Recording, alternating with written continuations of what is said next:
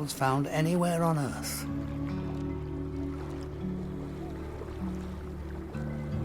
Edson is up early to fish the large numbers of mullet that migrate through these waters every May. But there's a problem. The water's so murky, the fishermen can't see where to cast their nets. So they join forces with the most intelligent animal in the sea. But like all relationships, a certain amount of patience is required.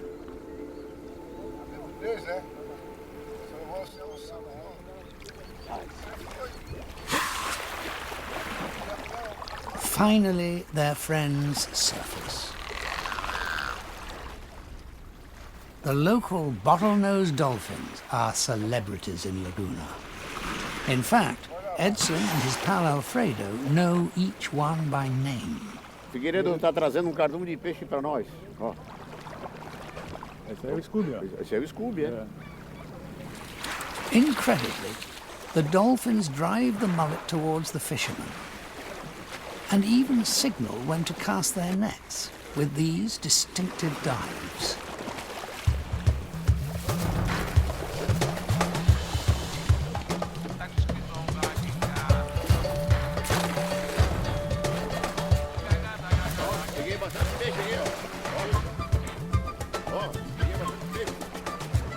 The fishermen say they can tell the size of the school and which way it's travelling from the vigour and direction of the dive.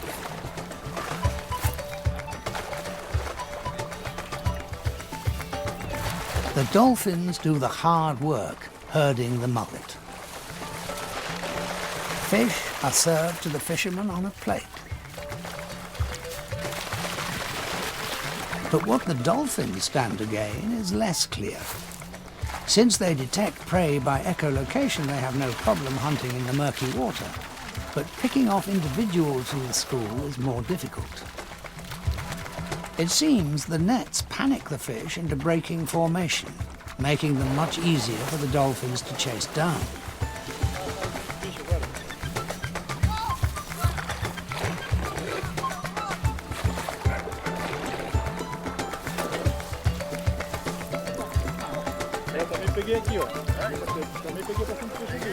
As the nets are hauled in, the benefits of teamwork are revealed.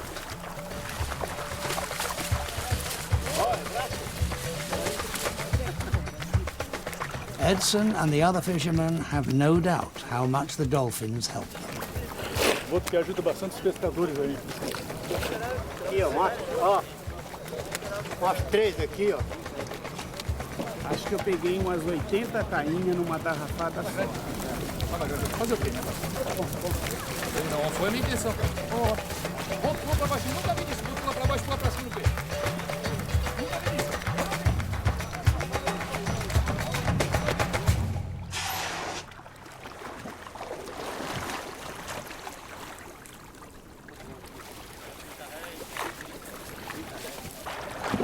No matter how we catch it, seafood is vital to human survival, providing the main source of protein for about half the world's population.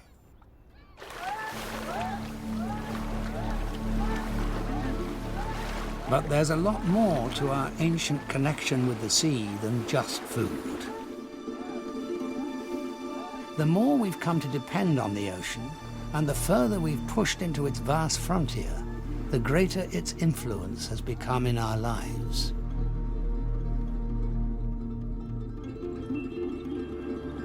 The Pacific covers 1/3 of the globe. The tiny specks of land in the middle of it are about as remote as life can get for a human being.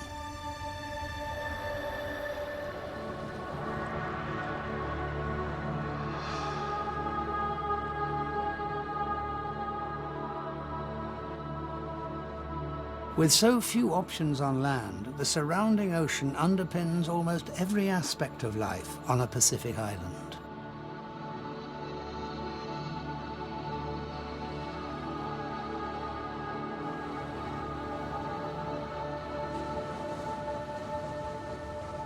Over 3,000 kilometers from the nearest continent, Hawaii is one of the most isolated of all. There are few places where the sea has had a greater impact on human existence. O mai kai na poia pau e he e kanalu e na mokua e na kupuna e ho mai kai na poia pau. The ocean, significantly to us, it's our home. Our connection is so great. We look at it as our origin. The water is who we are, and the water is our mother, our father, our gods.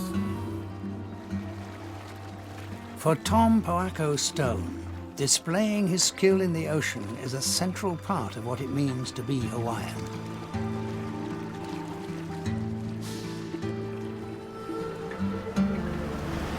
Sliding on waves, as it was known, has been practiced by the Polynesians for millennia. But it was around 1,000 years ago, when they arrived in Hawaii, that it evolved into surfing. When we actually learned that we could construct boards to stand up and surf a wave, it became a very ritualistic component of our culture. Far more than just a sport, surfing was a sacred art form for Tom's ancestors. It was a core part of their society and the noble pursuit of warriors, kings, and queens.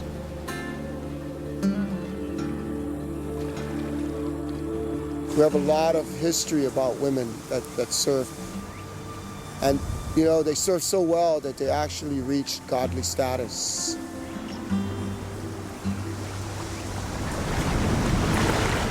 We revered these women.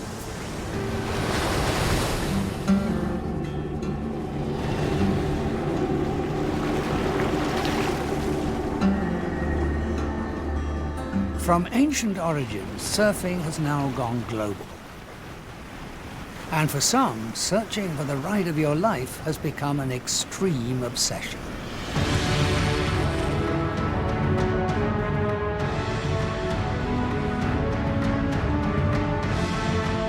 December the 9th, 2009, the world's surfing elite has gathered in Hawaii to ride some of the biggest swells to hit these shores in over a decade.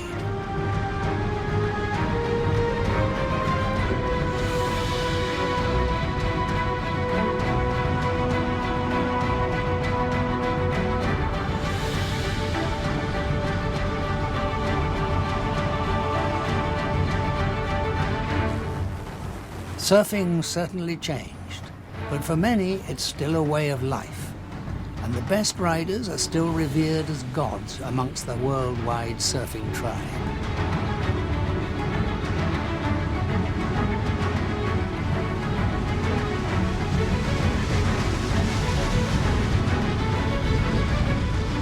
With waves over 15 meters, 5 stories high, this is a real test of skill and stamina.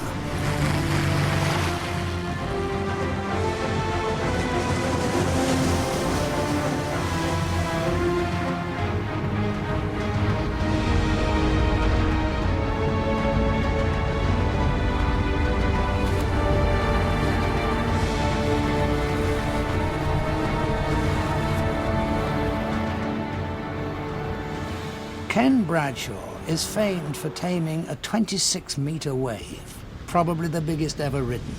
But these unpredictable swells can claim even the most seasoned surfer.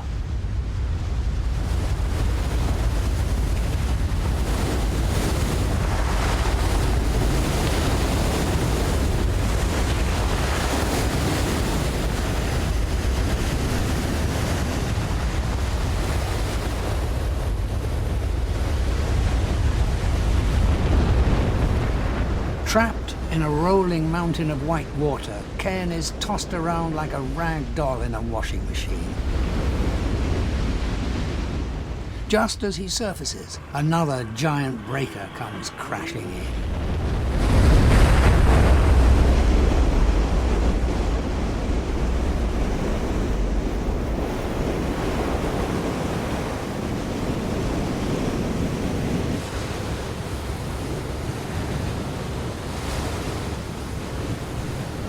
After a relentless pounding from 6 successive waves, Ken eventually escapes in one piece.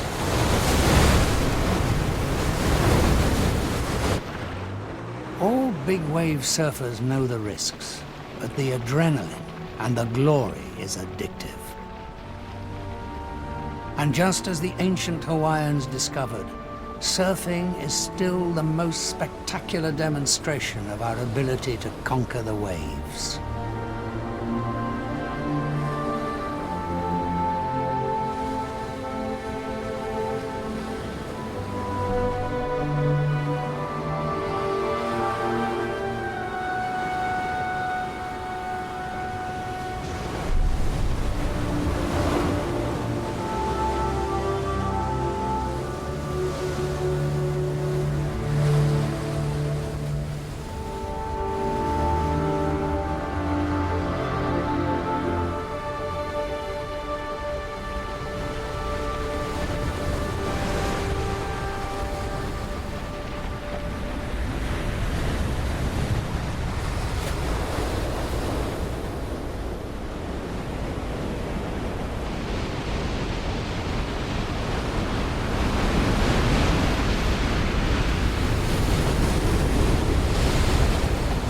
Our mastery of the sea is impressive, but we'll never tame its full fury. The enormous waves of December the 9th were created by intense tropical cyclone activity in the Pacific. When warm waters fuel the ferocity of depressions over the ocean, they can create the most violent weather systems on Earth. People must stay well away from the raging sea during these tempestuous times, but they can't stop it coming to them.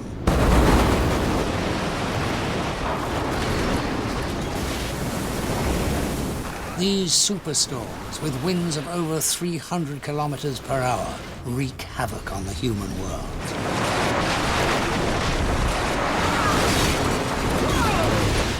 It can take years to recover from the destruction.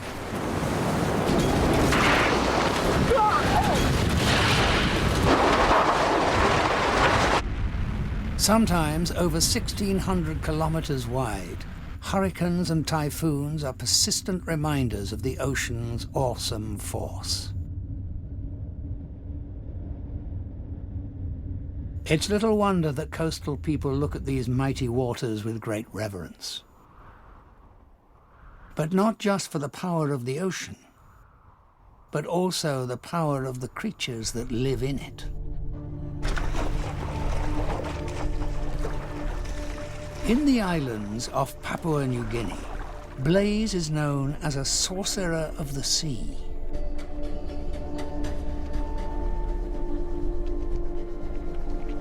Possessing the mysterious ability to summon sharks from the deep is one of the last so-called shark callers, a traditional hunting technique steeped in superstition. Mi plesai usim or spirit long sak long toki mol se body sabe kisimol sak na kiwim pawa long kam long mi pra long close to long kanon ba mi pre ketsim tula dai o na bungura besi no suo bungura besi no suo. Blaze respects ritual, but he also understands shark behavior. Rattling in the water mimics the activity of feeding fish. Sharks